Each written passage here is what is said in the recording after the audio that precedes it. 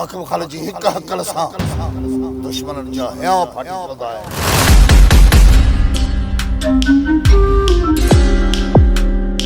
हाणे ख़बर पवंदसि खणे बीहे सवा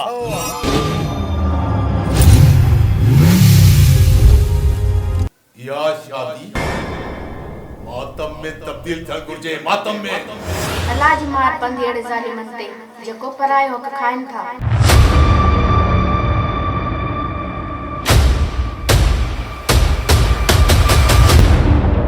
राजा तू अॻिते बि ॿुधाईंदे तुंहिंजी ज़बान खे नाक लॻी वियो आहे। दरिया हुआ जेको लोढ़े पे गोड़े